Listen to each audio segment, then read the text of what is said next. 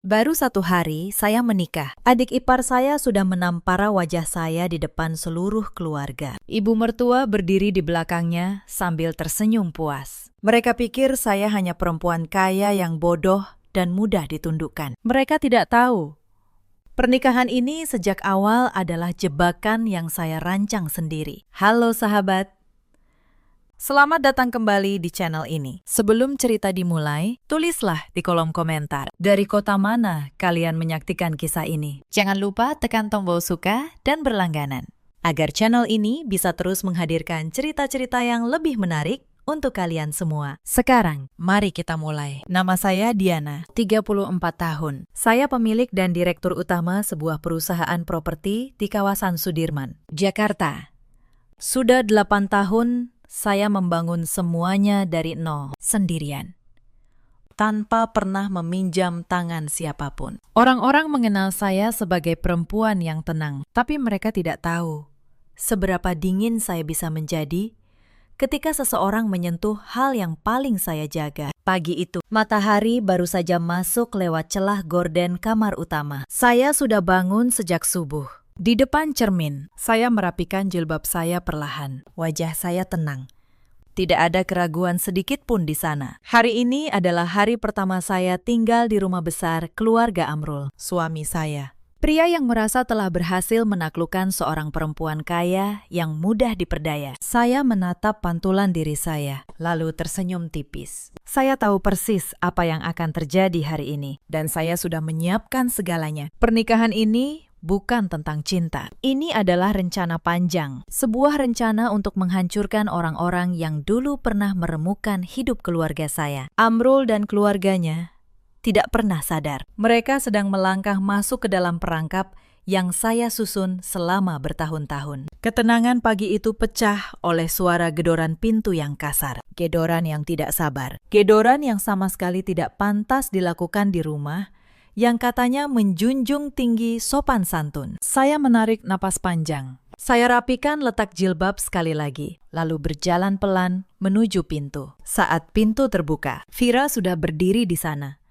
Adik ipar saya, 29 tahun. Rambutnya masih berantakan. Jelas baru bangun tidur. Tapi kesombongannya sudah terpancang sejak detik pertama. Vira menganggap dengan menikahnya saya ke dalam keluarga ini, seluruh kekayaan saya otomatis menjadi milik mereka juga. Ia memandang saya seperti memandang seorang pelayan baru. "Kenapa kau masih berdiri di sini?" kata Vira tanpa basa-basi. "Siapkan sarapan dan bereskan kamarku sekarang." Suaranya menggema di sepanjang lorong lantai 2. Tidak ada ucapan selamat pagi. Tidak ada sedikit pun nada hormat. Ia sengaja meninggikan suaranya agar seluruh penghuni rumah mendengar betapa berkuasanya ia. Ia ingin menegaskan, gelar nyonya rumah kini ada di tangannya dan ibunya, bukan di tangan saya. Saya berdiri diam di ambang pintu. Saya menatapnya dari atas ke bawah dengan tatapan datar. Tidak ada amarah yang meledak. Saya sudah melatih kesabaran ini selama bertahun-tahun, khusus untuk hari seperti ini.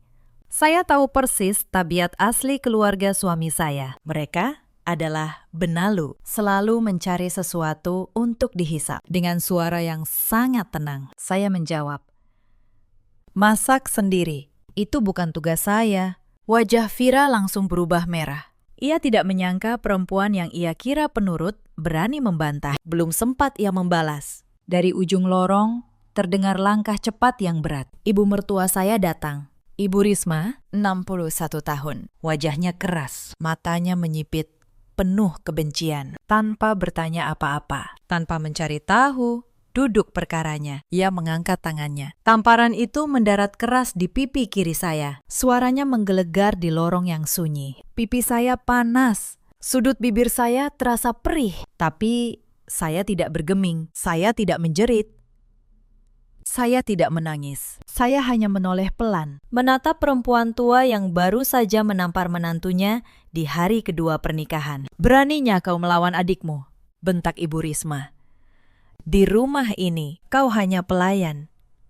"Kau dengar itu? Pelayan." Saya diam. Di dalam hati, saya mencatat semuanya. setiap kata, setiap penghinaan. Saat itu juga, saya membuat keputusan. Saya akan menyiapkan kejutan untuk mereka berdua. Kejutan yang akan mereka kenang seumur hidup. Tapi malam itu, mereka belum tahu apa yang sudah saya susun di balik wajah tenang saya. Mari saya ceritakan. Mengapa saya sampai di titik ini? 8 tahun lalu, keluarga saya hancur. Ayah saya dulu memiliki sebuah perusahaan kecil yang sehat, sampai datang seorang mitra yang ia percaya. Mitra itu adalah ayah Amrul. Pelan-pelan, dengan dokumen palsu dan tanda tangan yang dipalsukan, ayah Amrul menggerogoti perusahaan ayah saya dari dalam. Saat semuanya terbongkar, sudah terlambat. Aset ayah saya raib, utang menumpuk atas nama ayah saya, padahal ia tidak pernah menandatanganinya. Ayah saya jatuh sakit. Beliau meninggal dalam keadaan miskin dan dipermalukan. Hanya setahun setelah itu, ibu saya menyusul 3 tahun kemudian dengan hati yang tidak pernah pulih. Saya, anak tunggal mereka, harus memulai hidup dari titik nol. Saya bekerja siang malam. Saya belajar properti, saya belajar hukum, saya belajar membaca laporan keuangan sampai mata saya perih. Sedikit demi sedikit, saya membangun perusahaan saya sendiri. Dan sepanjang 8 tahun itu, saya tidak pernah lupa satu nama. Keluarga yang telah menghancurkan ayah saya. Ayah Amrul sudah meninggal beberapa tahun lalu. Tapi warisan kebusukannya diteruskan oleh anaknya. Amrul tumbuh menjadi pria tamak yang sama persis dengan ayahnya. Dan ketika saya tahu Amrul sedang mencari perempuan kaya untuk dinikahi, demi menyelamatkan keuangannya yang mulai goyah, saya tahu inilah saatnya. Saya tidak datang sebagai pendendam yang membabi buta. Saya datang sebagai perempuan yang sabar. Saya biarkan Amrul mengira ia yang memburu saya. Saya biarkan ia merasa menang. Sebab sebuah jebakan yang baik selalu membuat mangsanya merasa ia adalah pemburu. Selama masa perkenalan kami, saya berpura-pura menjadi perempuan lembut yang naif. Saya menutupi seluruh kekuatan saya. Saya sembunyikan perusahaan saya di balik nama-nama perusahaan lain. Agar Amrul mengira kekayaan saya hanyalah warisan pasif yang mudah dikuasai. Saya bahkan membiarkan ia berpikir saya tidak paham soal bisnis. Amrul menelan umpan itu bulat-bulat. Ia melamar saya hanya 3 bulan setelah pertemuan pertama. Dan saya dengan senyum yang ia kira tulus menerimanya. Kembali ke rumah besar itu. Setelah tamparan di hari kedua, hidup saya berubah menjadi rangkaian penghinaan yang tak henti. Setiap pagi, Vira meninggalkan kamarnya berantakan, lalu menyuruh saya membereskannya. Saya tidak pernah menyentuhnya. Ibu Risma akan datang, mengomel, lalu memanggil seorang pembantu untuk mengerjakannya, sambil menatap saya penuh dendam. Mereka tidak mengerti mengapa menantu yang mereka kira lemah ini tidak pernah bisa ditundukkan. Suatu sore, Ibu Risma mengumpulkan kerabat jauh di ruang tengah. Di hadapan semua orang, ia memamerkan perhiasan dan menyindir saya habis-habisan. Ia mengatakan menantunya tidak tahu diri, tidak becus mengurus rumah, dan hanya bermodalkan harta, tapi miskin sopan santun. Saya duduk di sudut ruangan, menyesap teh dengan tenang. Saya membiarkan mereka bicara. Setiap kalimat hinaan itu, bagi saya, hanyalah satu paku lagi yang mereka pakukan ke peti mati mereka sendiri. Mereka tidak tahu saya sedang menghitung, tapi mereka tidak tahu ada satu hal yang sedang saya tunggu dengan sabar. Beberapa hari kemudian, datang ujian yang lebih besar. Suatu malam, Ibu Risma mengumpulkan saya dan Amrul di ruang keluarga. Di atas meja sudah tergeletak setumpuk dokumen. Ibu Risma mendorongnya ke arah saya, lalu menyodorkan sebuah pena. Tanda tangani ini, katanya tegas. Sebagai istri yang baik, sudah seharusnya kau menyerahkan pengelolaan hartamu kepada suamimu. Ini hanya formalitas keluarga. Saya menatap dokumen itu sekilas. Itu adalah surat kuasa yang isinya menyerahkan seluruh aset atas nama saya ke dalam kendali Amrul. Mereka pikir dengan satu tanda tangan, mereka bisa menguras saya kapan saja. Saya hampir tersenyum. Mereka benar-benar tidak tahu siapa yang mereka hadapi. Saya mengangkat wajah. lalu berkata dengan nada selembut mungkin bahwa saya perlu membaca dokumen sepenting ini terlebih dahulu dengan tenang. Wajah Ibu Risma mengeras. Vira, yang duduk di sebelahnya, mendengus kesal. Lihat kan? Bu, kata Vira. Sudah kubilang, perempuan ini licik, tidak mau menyerahkan hartanya. Untuk apa kita pelihara dia di sini? Amrul menatap saya dengan tatapan menusuk. Untuk pertama kalinya, topeng pria penyayang itu sedikit terkelupas. Tapi saya tetap tenang. Saya berkata bahwa saya pasti akan mempertimbangkannya. Lalu saya kumpulkan dokumen itu dan saya bawa ke kamar. Malam itu, saya memotret setiap lembar surat kuasa itu. Satu bukti lagi. Bukti bahwa keluarga ini berniat merampas harta saya secara paksa. Persis seperti yang mereka lakukan pada ayah saya dulu. Esok paginya, dengan alasan ada urusan keluarga, saya keluar rumah. Saya menemui Pak Tono, pengacara saya, di sebuah kafe tenang di kawasan Menteng. Saya serahkan padanya foto surat kuasa itu, juga catatan harian. Semua penghinaan yang sudah saya kumpulkan sejak hari pertama. Pak Tono membaca semuanya dengan saksama. Ia menghela napas, lalu menatap saya. Bu Dayana, secara hukum, bukti yang Anda kumpulkan sudah lebih dari cukup. Kita bisa bergerak kapan saja Anda mau. Anda tidak perlu menderita lebih lama lagi di rumah itu. Saya menggeleng pelan. Belum. Pakistan, saya ingin satu bukti terakhir. Bukti tentang sumber kekayaan Amrul yang sesungguhnya. Saya tidak hanya ingin mereka kehilangan rumah. Saya ingin seluruh kerajaan kebohongan mereka runtuh dalam satu hari, tanpa sisa. Pak Tono mengangguk, mengerti. Ia tahu, saya tidak pernah bertindak setengah-setengah. Suatu sore, sebuah peristiwa kecil membuka satu pintu lagi bagi saya. Seorang perempuan muda datang ke rumah, mengaku sebagai rekan kerja Amrul. Tapi cara ia memandang sekeliling rumah dan cara ia menyebut nama Amrul membuat saya langsung paham. Perempuan itu adalah simpanan Amrul. Vira, yang melihat ketegangan di wajah saya, justru tertawa puas. Kenapa? Cemburu, katanya mengejek.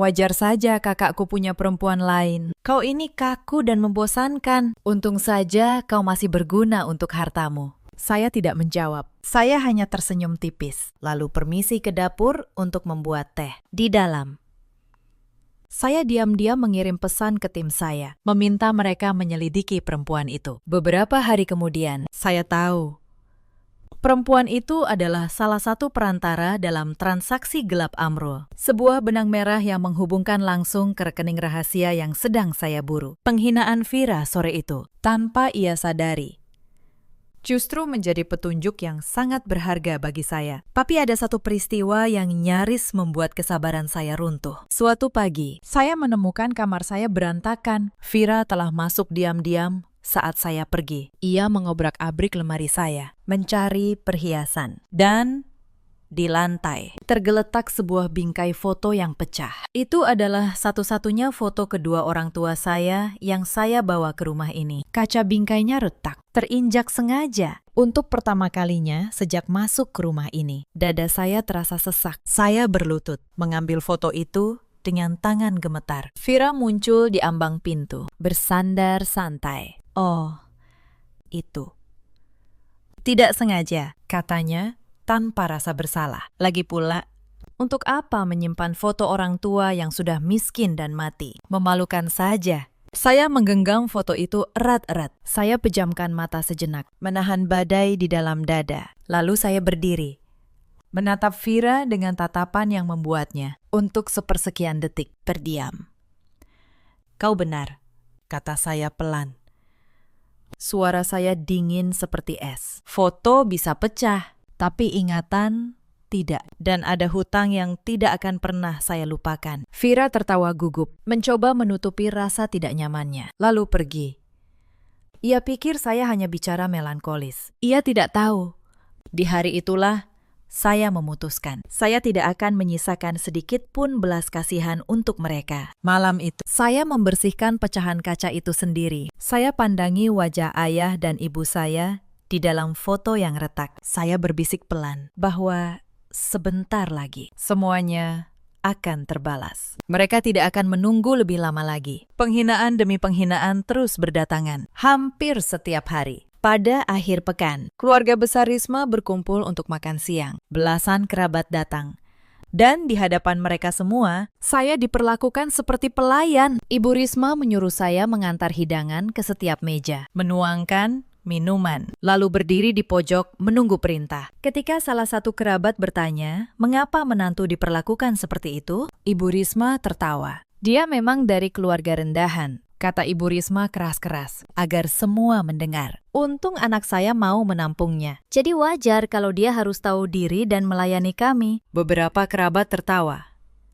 Beberapa lainnya menunduk. Merasa tidak nyaman, tapi tidak berani bersuara. Saya berdiri di pojok ruangan, dengan nampan di tangan, dan wajah setenang air danau. Di dalam hati, saya berkata, teruslah bicara. Bu, setiap kata yang ibu ucapkan hari ini akan menjadi bagian dari kisah yang suatu hari akan diceritakan ulang. Tapi kali itu akan saya yang berdiri di tengah ruangan dan ibu yang akan menunduk. Salah seorang kerabat tua, seorang nenek yang masih punya hati, diam-diam mendekati saya di dapur. Ia memegang tangan saya, lalu berbisik bahwa saya perempuan yang sabar dan suatu hari kesabaran itu pasti akan berbuah. Saya tersenyum, berterima kasih padanya. Saya tidak menyangka di rumah penuh racun ini masih ada satu orang yang melihat saya sebagai manusia. Saya mencatat namanya dalam hati. Kelak, ia adalah satu-satunya orang dari keluarga itu yang akan saya bantu ketika semuanya runtuh. Hari-hari seperti itu terus berulang. Disuruh ini, dihina itu, direndahkan di depan siapapun. Tapi setiap kali harga diri saya diinjak, saya tidak melihatnya sebagai luka. Saya melihatnya sebagai bahan bakar. Setiap penghinaan menambah satu lapis lagi pada tekad saya. Mereka sedang menggali lubang mereka sendiri, semakin dalam, semakin dalam. Dan mereka melakukannya dengan tangan mereka sendiri. Yang saya tunggu adalah Amrul. Lebih tepatnya, kesalahan Amrul. Saya sudah lama mencurigai bahwa Amrul tidak menjalankan bisnisnya secara bersih. Perusahaan distribusinya tampak besar di permukaan, tapi arus kasnya tidak masuk akal. Terlalu banyak uang masuk dari sumber yang tidak jelas. Terlalu banyak proyek fiktif. Saya butuh bukti, dan untuk mendapatkan bukti, saya harus berada sedekat mungkin dengannya. Maka saya memainkan peran istri yang patuh dengan sempurna. Saya membuatkannya kopi setiap pagi. Saya mendengarkan ceritanya dengan mata berbinar palsu. Saya membuatnya merasa di rumah yang penuh tekanan dari ibu dan adiknya, hanya sayalah satu-satunya tempat ia bisa bersandar. Pelan-pelan, Amrul mulai membuka diri, dan pria yang merasa aman adalah pria yang mulai ceroboh. Suatu malam, Amrul pulang dengan wajah tegang. Ia mengurung diri di ruang kerjanya berjam-jam. Saya tahu ada sesuatu yang sedang ia kerjakan, sesuatu yang ia tidak ingin siapapun tahu. Saya menyiapkan secangkir teh hangat, lalu mengetuk pintu ruang kerjanya dengan lembut. Saya masuk dengan senyum istri yang penuh perhatian. Amrul buru-buru menutup sebuah jendela di layar komputer jinjingnya. Tapi saya sempat melihat sekilas deretan angka, sebuah nama rekening yang tidak saya kenal. Saya meletakkan teh di meja, lalu memijat pundaknya pelan. Saya berkata, ia terlihat lelah. Ia harus lebih menjaga kesehatan. Amrul tersenyum, merasa dimanja. Ia berdiri dan berjalan menuju kamar kecil di sudut ruangan untuk mencuci tangan. Begitu pintu kamar kecil tertutup, wajah saya berubah dalam hitungan detik. Seluruh kelembutan itu lenyap. Saya bergerak cepat, tanpa suara, menuju meja kerjanya. Dari balik saku, saya mengeluarkan sebuah alat penyimpan data berukuran kecil. Saya menyambungkannya ke sisi komputer Amrul. Jari saya bergerak kilat di atas papan ketik. Saya membuka kembali jendela yang tadi ia tutup, lalu menjalankan sebuah perangkat lunak penyedot data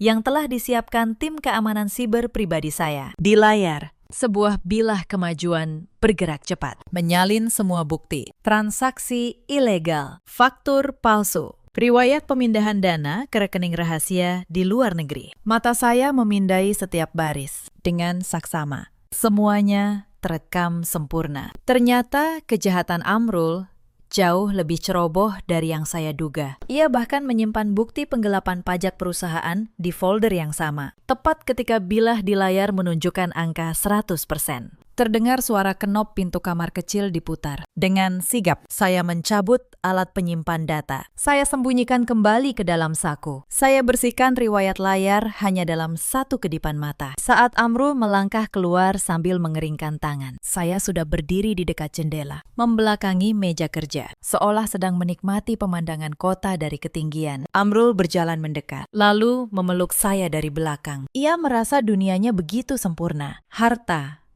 jabatan, dan istri yang sangat patuh. Semua sudah dalam genggamannya. Ia tidak menyadari saat ia tadi mencuci tangan. Saya baru saja mencabut akar terakhir dari pohon kebohongannya. Di dalam hati, saya berbisik pada diri sendiri. Saya akan membiarkan ia menikmati puncak kebohongan ini sedikit lebih lama. Sebab ketika badai itu datang, tidak akan ada satupun tempat persembunyian yang bisa menyelamatkannya. Keesokan harinya, rumah itu mendadak sibuk. Ibu Risma, yang merasa derajat sosialnya telah naik, memutuskan menggelar sebuah pesta syukuran besar. Ia mengaku acara itu untuk mendoakan rumah tangga anaknya, sekaligus merayakan jabatan baru Amrul di perusahaan. Tapi semua orang tahu, itu hanyalah dalih untuk pamer. Para tamu berdatangan, kerabat, kolega, tetangga kelas atas. Ibu Risma berkeliling dengan gaun mahalnya, menerima pujian.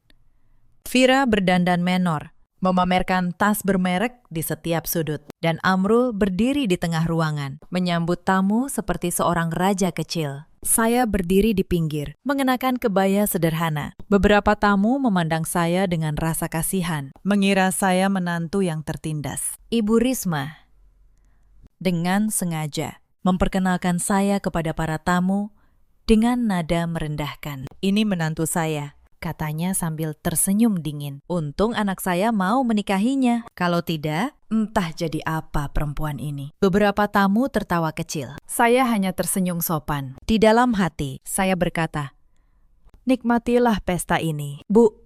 Karena ini adalah pesta terakhir yang akan Ibu nikmati di rumah ini." Sepanjang acara, saya disuruh hilir mudik melayani tamu, mengisi gelas, mengambilkan piring, membersihkan meja. Beberapa tamu yang baik hati menatap saya dengan iba, tapi tak satu pun berani menegur tuan rumah. Di mata mereka, saya hanyalah menantu malang yang harus tahu diri. Tak ada yang menyangka perempuan berkebaya sederhana yang melayani mereka itu sesungguhnya adalah pemilik rumah megah tempat pesta ini digelar. Di tengah pesta, Vira mendekati saya. Ia sengaja menumpahkan segelas jus tepat ke kebaya saya. Lalu ia berpura-pura kaget. "Aduh, maaf," katanya dengan nada mengejek. Tanganku licin. "Sana, ganti baju. Kau merusak pemandangan." Para tamu di sekitar menahan tawa. Saya menunduk menatap noda merah di kebaya saya. Lalu, saya angkat wajah dan tersenyum pada Vira. "Tidak apa-apa," kata saya pelan. "Noda ini akan hilang, tapi ada noda lain di rumah ini yang sebentar lagi tidak akan pernah bisa dibersihkan." Vira mengernyit, tidak mengerti. Ia pikir saya hanya bicara kosong. Ia tertawa, lalu berbalik pergi. Ia tidak tahu kalimat itu adalah peringatan terakhir yang pernah saya berikan padanya. Malam itu, setelah pesta usai dan rumah kembali sunyi, saya masuk ke ruang kerja pribadi saya yang terkunci rapat. Ruang yang tidak pernah diizinkan dimasuki siapapun. Saya menyalakan komputer, lalu menghubungi tim hukum dan tim keamanan saya lewat panggilan video. Di layar, wajah-wajah profesional saya muncul satu persatu. Pengacara senior saya, Pak Tono, kepala tim audit, kepala tim keamanan. Mereka sudah bersiap sejak lama, menunggu satu perintah dari saya. "Buktinya sudah lengkap," kata saya, tenang. "Faktur palsu, rekening rahasia, penggelapan pajak, semuanya." Mulai proses. Saya ingin semuanya bergerak serentak. Pajak, kepolisian, dan bank. Tidak boleh ada satu celah pun bagi Amrul untuk lari. Pak Tono mengangguk. "Semua sudah disiapkan. Bu Dayana, begitu Anda beri perintah, dalam 3 hari, semuanya akan jatuh. Saya menatap layar dengan dingin. Berikan saya waktu sampai akhir pekan. Saya ingin mereka merasakan dulu puncak kesombongan mereka. Baru setelah itu, jatuhkan semuanya dalam 1 hari. Saya menutup panggilan. Saya bersandar di kursi, menatap langit malam Jakarta dari jendela. Selama 8 tahun saya menunggu malam ini. Dan sekarang, hitungan mundur sudah dimulai. Hari-hari berikutnya berjalan seperti biasa. Penghinaan tetap datang. Tapi kali ini, saya menanggapinya dengan ketenangan yang berbeda. Ketenangan seseorang yang tahu. Akhir sudah sangat dekat. Ibu Risma semakin berani. Suatu pagi, ia masuk ke kamar saya tanpa mengetuk. Ia mengobrak-abrik lemari saya. Mencari, katanya, perhiasan yang bisa ia pinjam untuk acaranya. Ia mengambil sebuah kalung, lalu memakainya tanpa permisi. Saat saya menatapnya, ia hanya mendengus. "Apa, ini kan rumah keluargaku," katanya. "Semua yang kau punya, sekarang juga milik kami. Kau saja yang tidak tahu diri." Saya tidak membalas. Saya hanya mencatat 1 pelanggaran lagi. Saya biarkan ia memakai kalung itu. Toh, sebentar lagi ia bahkan tidak akan punya hak atas pakaian yang melekat di tubuhnya. Pada hari yang sama, Amrul pulang dengan suasana hati yang sangat baik. Ia baru saja menutup sebuah transaksi besar, yang tentu saja adalah transaksi gelap lainnya. Ia memamerkan jam tangan mewah baru di pergelangannya. Ia merangkul saya, lalu berbisik bahwa sebentar lagi ia akan membeli villa di luar negeri. Ia bertanya, apakah saya senang menjadi istrinya? Saya tersenyum, lalu menjawab bahwa saya sangat bersyukur menikah dengannya. Itu adalah satu-satunya kalimat jujur yang saya ucapkan padanya selama ini. Saya memang bersyukur, sebab tanpa pernikahan ini, saya tidak akan pernah bisa menghancurkannya dari dalam. Malam itu,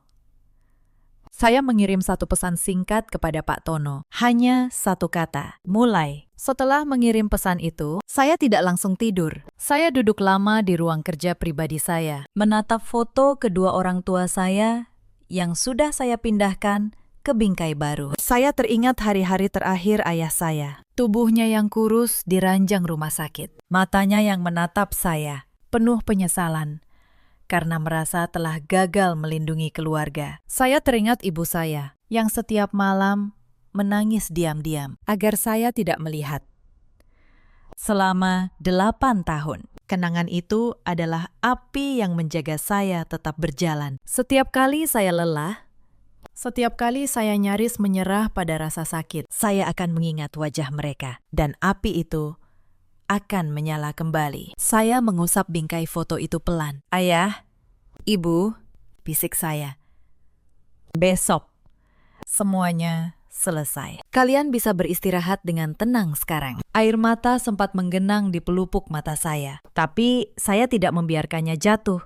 Bukan karena saya tidak bisa menangis, tapi karena saya tahu air mata terakhir saya akan saya simpan untuk hari ketika keadilan benar-benar tegak. Bukan malam ini. Malam ini adalah malam terakhir saya berperan sebagai menantu yang lemah. Besok, dunia akan melihat siapa saya yang sebenarnya. Hari penghakiman pun tiba. Pagi itu dimulai seperti biasa. Amrul berangkat ke kantornya dengan mobil mewah dan senyum sombong. Ia tidak tahu hari itu adalah hari terakhirnya berjalan sebagai orang bebas. Tepat pukul 10 pagi. Semuanya bergerak serentak.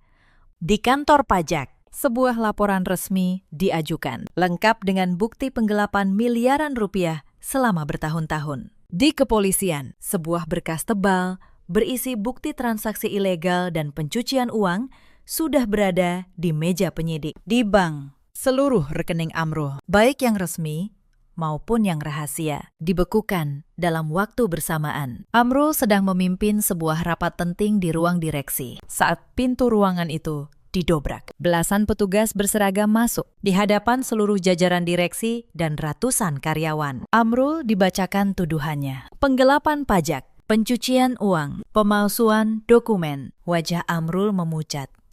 Awalnya ia mengira ini hanya kesalahpahaman. Ia berdiri dengan angkuh, menuntut para petugas menjelaskan siapa yang berani melaporkannya. Ia mengancam akan menggunakan koneksinya akan menghancurkan karir siapapun yang berani menyentuhnya. Tapi ketika seorang penyidik meletakkan setumpuk bukti di atas meja, faktur palsu, riwayat transfer ke rekening rahasia, foto pertemuannya dengan para perantara gelap, wajah Angku itu perlahan runtuh. Ia mencoba berteriak, mencoba menelpon pengacaranya, tapi pengacaranya tidak mengangkat. Ia mencoba mengakses rekeningnya lewat ponsel. Semua tertutup. Semua dibekukan. Para karyawan yang selama ini ia tindas, kini berdiri menonton. Sebagian dengan tatapan dingin, sebagian dengan rasa puas yang mereka sembunyikan. Dalam satu pagi, kerajaan kebohongan yang ia bangun runtuh seperti rumah pasir disapu ombak. Amrul diseret keluar dari gedung perusahaan di hadapan ratusan karyawan yang selama ini ia tindas. Ia diusir seperti pencuri murahan, tanpa membawa apapun selain pakaian di tubuhnya. Tangannya diborgol, kepalanya yang dulu selalu tegak penuh kesombongan, kini tertunduk. Tapi ada satu hal yang masih ia tidak mengerti. Siapa yang melakukan ini padanya? Dan jawaban itu menunggunya di rumah. Sementara itu, di rumah besar keluarga Risma, kekacauan baru saja dimulai. Pagi itu, saya sudah berdiri di ruang tamu utama. Tapi saya bukan lagi menantu yang tertindas. Saya mengenakan setelan kerja yang rapi dan tegas. Di samping saya, berdiri Pak Tono, pengacara saya, dengan map tebal di tangannya. Di belakang kami, berdiri 4 pengawal pribadi berbadan kekar, berpakaian serba hitam. Pengawal yang selama ini tidak pernah saya tunjukkan. Ibu Risma dan Vira turun dari lantai 2 dengan wajah panik. Pagi itu, telepon di rumah berdering tanpa henti. Mula-mula kabar bahwa rekening keluarga dibekukan. Lalu, kabar bahwa kartu kredit mereka semua ditolak. Lalu kabar paling mengerikan, bahwa Amrul ditangkap polisi di kantornya, di depan semua orang. Vira mencoba menelpon teman-teman sosialitanya, tapi satu persatu mereka tidak mengangkat. Berita penangkapan Amrul sudah menyebar cepat. Nama keluarga yang dulu mereka banggakan kini menjadi bahan gunjingan. Ibu Risma berkali-kali mencoba menghubungi kenalannya yang berpengaruh, memohon bantuan. Tapi tidak ada satupun yang mau terlibat. Orang-orang yang dulu menjilat mereka kini menjauh secepat angin. Dalam kepanikan itu, mereka turun ke ruang tamu. Dan di sanalah mereka melihat saya. Mereka baru saja mendengar semua kabar buruk itu. Mereka tidak mengerti apa yang sedang terjadi. Saat mereka melihat saya berdiri tenang di tengah ruangan, dikelilingi pengawal, kebingungan mereka berubah menjadi kengerian. Apa-apaan ini? Teriak Ibu Risma. Siapa orang-orang ini? Apa yang kau lakukan di rumahku? Saya menoleh padanya dengan sangat tenang. Untuk pertama kalinya, saya membiarkan topeng saya jatuh sepenuhnya. Rumah Anda, kata saya pelan.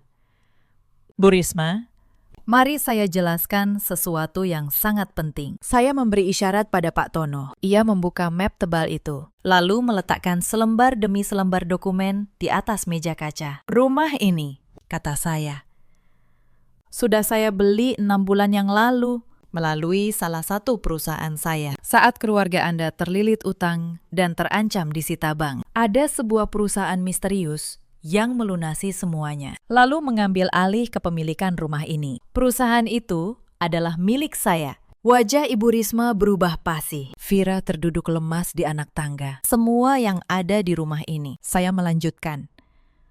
Mobil, perhiasan yang Anda pamerkan, pakaian mewah yang Anda kenakan, semuanya dibeli dengan uang hasil kejahatan Amrul. Uang yang sekarang sudah disita negara. Secara hukum, kalian tidak lagi memiliki apapun. Bahkan tidak satu helai benang pun. Kau berbohong, jerit Vira. Kau hanya menantu. Kau tidak punya kuasa apa-apa di sini. Saya menatapnya dengan tatapan dingin yang belum pernah ia lihat. Menantu, Waira. Saya adalah pemilik rumah yang kau injak-injak ini. Saya adalah perempuan yang kau tampar di hari kedua pernikahan. Saya adalah orang yang fotonya kau injak dan kau hina. Dan saya adalah orang yang baru saja menjatuhkan kakakmu ke penjara. Vira terdiam. Tubuhnya gemetar. Ingatan tentang semua hal yang ia lakukan pada saya kini berputar kembali di benaknya. Dan untuk pertama kalinya, ia merasakan ketakutan yang sesungguhnya. Ruangan menjadi sunyi. Hanya terdengar isak tangis Vira yang mulai pecah. Tapi saya belum selesai. Saya berjalan pelan menuju jendela besar yang menghadap halaman depan. Saya tahu, sebentar lagi mereka akan mengerti siapa saya sebenarnya. 8 tahun lalu, kata saya, tanpa menoleh ke belakang. Ada seorang pria baik yang dihancurkan oleh ayah kalian. Perusahaannya dirampas dengan dokumen palsu. Namanya difitnah. Ia mati dalam keadaan miskin dan terhina. Lalu istrinya menyusul dengan hati yang remuk. Saya berbalik, menatap mata Ibu Risma. Pria itu adalah ayah saya, dan saya adalah anak yang kalian kira sudah lenyap ditelan kemiskinan. Saya kembali. Bu, saya menikahi anak Anda bukan karena cinta. Saya menikahinya untuk menghancurkan keluarga ini sampai ke akar-akarnya. Sama seperti kalian dulu menghancurkan keluarga saya. Ibu Risma mundur beberapa langkah. Tubuhnya gemetar hebat. Ia akhirnya mengerti. Selama ini, mangsa yang ia kira lemah sebenarnya adalah pemburu yang paling sabar. Saat itulah pintu depan terbuka. Amrul, yang dibawa kembali sebentar oleh petugas untuk proses penyitaan aset, melihat pemandangan itu. Ia melihat saya berdiri tegak di tengah ruangan, dikelilingi pengawal dan pengacara. Dan dalam sekejap, ia mengerti segalanya. Kau, desis Amrul, matanya merah, penuh amarah. Kau yang melakukan ini. Kau menjebakku sejak awal. Beraninya kau. Ia melangkah maju, tangannya terkepal, hendak menerjang ke arah saya. Tapi sebelum ia sempat mendekat, 2 pengawal saya bergerak. Dalam hitungan detik, tubuh Amrul sudah ditekuk dan dikunci. Ia meronta, tapi tidak berdaya. Lepaskan aku, raungnya.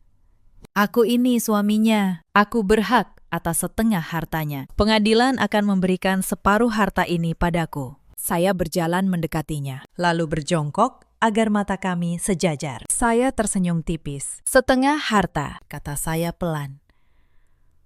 Amrul, surat perjanjian pranikah yang kau tanda tangani dulu, yang kau kira hanya formalitas, sudah memastikan kau tidak berhak atas 1 rupiah pun dari saya. Kau menandatanganinya sendiri, dengan tanganmu sendiri, karena kau terlalu sombong untuk membacanya. Dan sekarang, kau bahkan tidak punya hartamu sendiri. Semuanya milik negara. Wajah Amrul hancur total. Ia akhirnya menyadari sejak awal. Ia bukan pemburu. Ia hanyalah mangsa yang merasa berkuasa. Petugas menyeretnya keluar. Suara teriakannya perlahan menghilang di balik pintu. Kini, tinggal Ibu Risma dan Vira. Ibu Risma mencoba mengumpulkan sisa harga dirinya. Ia berdiri, lalu menunjuk koper-koper besar yang sudah ia siapkan diam-diam, berisi pakaian dan perhiasan mahalnya. Baik, katanya dengan suara bergetar. Kau menang. Sekarang, biarkan kami pergi, membawa barang-barang kami. Saya tersenyum sinis. Saya memiringkan kepala sedikit, menatap koper di tangan mereka. Barang-barang kalian, kata saya. Sejak kapan kalian punya barang di rumah ini? Saya memberi isyarat dengan anggukan kepala kepada pengawal saya. Keempat pria itu langsung melangkah maju, tanpa mempedulikan jeritan protes. Mereka mengambil koper-koper itu, meletakkannya di lantai marmer, lalu membuka resletingnya. Saat koper terbuka, tumpukan pakaian mahal, tas tangan mewah, dan kosmetik berharga tinggi tumpah berserakan di lantai. Saya melangkah maju, menatap barang-barang itu dengan pandangan merendah. Semua benda di dalam koper ini, kata saya tajam, dibeli dengan uang hasil kejahatan, uang yang sudah disita negara. Kalian tidak berhak membawa 1 helai pun dari rumah ini. Saya mengalihkan pandangan, menyapu mantel bulu mahal dan perhiasan yang masih melekat di tubuh mereka. Bahkan, pakaian yang kalian kenakan saat ini, saya melanjutkan, dibeli dengan uang itu. Kalian masuk ke rumah ini dulu tanpa membawa apa-apa, selain kesombongan yang kosong. Maka kalian harus keluar dari rumah ini dalam keadaan yang sama. Ibu Risma melebarkan matanya, tidak percaya. Apa maksudmu? Kau mau kami keluar tanpa pakaian? Kau benar-benar perempuan iblis. Teriaknya histeris. Lepaskan mantel dan sepatu mahal yang kalian pakai, kata saya tanpa nada amarah, hanya pernyataan dingin. Karena itu pun, dibeli dengan uang itu. Atau saya akan meminta pengawal saya melepaskannya secara paksa. Ketegasan dalam suara saya membuat darah mereka membeku. Mereka tahu saya tidak sedang bercanda. Dengan tangan gemetar, menahan malu dan amarah, Vira mulai melepaskan mantel mahalnya, membiarkannya jatuh ke lantai. Ia menunduk, melepas sepatu hak tingginya sambil terisak. Ibu Risma melakukan hal yang sama, dengan wajah tertunduk dalam. Keangkuhan yang selalu mereka pamerkan, kini terkelupas habis sampai ke dasarnya. Setelah mereka berdiri hanya dengan pakaian seadanya, saya memerintahkan seorang pelayan melemparkan 2 pasang sandal jepit karet yang sangat murah ke hadapan mereka. Sandal tipis itu mendarat tepat di ujung kaki mereka. "Pakai itu," kata saya. "Dan segeralah angkat kaki dari rumah ini." Vira menatap saya dengan mata penuh air mata dan kebencian. "Kau akan menyesal," desisnya. "Suatu hari kau akan menyesal." Saya menatapnya balik. "Tenang. Tidak. Vira, orang yang menyesal adalah kalian. Setiap hari di sisa hidup kalian. Kalian akan ingat hari ini. Saat kalian harus berjalan keluar dari rumah megah ini dengan sandal jepit murah. Sama seperti yang dulu kalian paksakan pada keluarga saya." Ibu Risma masih mencoba bertahan. Ia menatap saya, lalu berkata dengan suara serat bahwa saya tidak punya hati, bahwa saya telah menghancurkan sebuah keluarga. Saya kemudian membuka tas kecil saya. Saya masukkan tangan ke dalam, lalu mengeluarkan selembar uang Rp2.000 yang sudah lusuh. Dengan gerakan tangan yang pelan, saya melepaskan lembaran kecil itu, membiarkannya melayang dan jatuh tepat di depan kaki Ibu Risma. "Itu untuk ongkos jalan kaki Anda mencari tempat baru," kata saya.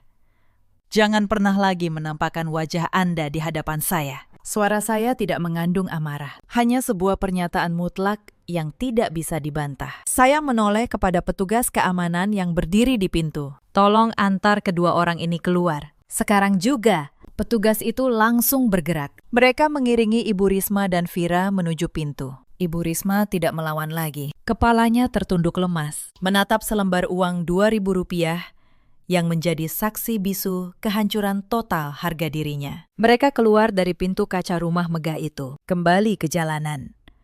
Tempat mereka akan menjalani sisa hidup dalam kemiskinan dan penyesalan. Saya membalikkan badan tanpa menoleh ke belakang. Saya melangkah menuju mobil yang sudah menunggu. Di kursi belakang, saya bersandar, lalu menutup mata sejenak. 8 tahun. Akhirnya selesai. Beberapa bulan kemudian, Amru dijatuhi hukuman penjara yang panjang atas semua kejahatannya. Seluruh asetnya disita. Tidak ada satupun pengacara yang mau membelanya, karena tidak ada lagi uang untuk membayar. Di persidangan terakhir, kabarnya, ia hanya duduk diam. Dengan wajah kosong, seorang pria yang kehilangan segalanya. Tidak ada lagi kesombongan, tidak ada lagi ancaman, hanya penyesalan yang datang terlambat. Ibu Risma dan Vira, yang dulu hidup bermandikan kemewahan, kini harus bertahan hidup dari belas kasihan orang. Kabar terakhir yang saya dengar, mereka tinggal di sebuah rumah petak sempit di pinggiran kota. Vira,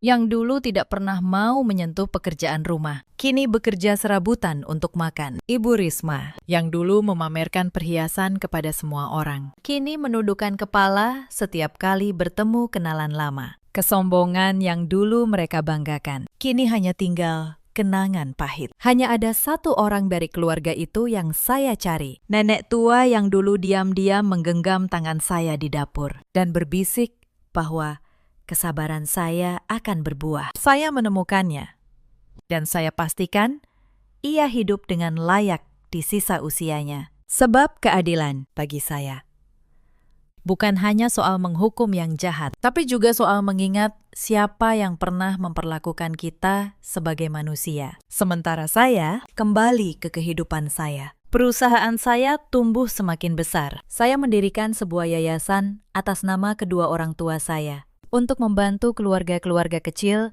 yang menjadi korban penipuan bisnis. Seperti yang dulu menimpa ayah saya. Setiap kali saya menandatangani bantuan untuk mereka, saya merasa ayah dan ibu saya tersenyum dari kejauhan. Saya tidak pernah lagi menikah. Bagi sebagian orang, mungkin saya terlihat dingin. Tapi saya menemukan kedamaian yang utuh dalam hidup yang saya bangun sendiri, dengan tangan saya sendiri. Hutang lama sudah lunas, luka lama sudah sembuh. Dan untuk pertama kalinya, dalam 8 tahun, saya bisa tidur tanpa mimpi buruk. Setiap pagi, saya bangun dengan dada yang ringan, tahu bahwa keadilan sudah saya tegakkan dengan cara saya sendiri. Sahabat, cerita ini mengajarkan kita banyak hal. Jangan pernah menilai seseorang dari penampilan luarnya. Perempuan yang terlihat lemah dan diam mungkin justru adalah orang yang paling kuat dan paling sabar di ruangan itu. Dan jangan pernah meremehkan kesabaran, sebab kesabaran yang dirawat bertahun-tahun bisa menjadi kekuatan yang paling menghancurkan. Orang yang paling berbahaya bukanlah orang yang berteriak paling keras, tapi orang yang diam, mengamati, dan menunggu waktu yang tepat. Di luar sana, ada banyak perempuan yang mungkin sedang berada dalam posisi saya dulu, ditindas, dihina, dianggap tidak berharga oleh keluarga yang seharusnya menyayangi mereka. Untuk kalian, ketahuilah, diam bukan berarti lemah. Kadang, diam adalah cara seseorang mengumpulkan kekuatan untuk bangkit. Di luar sana, ada pula banyak orang yang merasa bisa menindas orang lain selamanya, hanya karena mereka merasa lebih berkuasa. Mereka lupa roda kehidupan selalu berputar. Apa yang ditanam, suatu hari pasti akan dituai. Hari ini mungkin mereka tertawa di atas penderitaan orang lain, tapi mereka tidak pernah tahu kapan giliran mereka untuk menangis akan datang. Dan ada juga keluarga yang menghancurkan orang lain demi harta, lalu mengira mereka akan aman selamanya. Tapi keadilan, meski kadang datang terlambat, tidak pernah benar-benar tertidur. Dalam hidup, kita selalu punya pilihan, memilih menjadi orang yang menindas, atau memilih menjadi orang yang tetap berpegang pada keadilan, meski harus menunggu bertahun-tahun. Saya memilih yang kedua, dan saya tidak pernah menyesalinya. Ceritakan kisah kalian di kolom komentar. Apakah kalian pernah berada di posisi seperti ini? Bagaimana kalian bangkit darinya? Kisah kalian mungkin akan menjadi kekuatan bagi orang lain yang sedang berjuang di luar sana. Terima kasih banyak sudah menemani saya sampai akhir cerita ini. Sampai jumpa lagi di cerita berikutnya.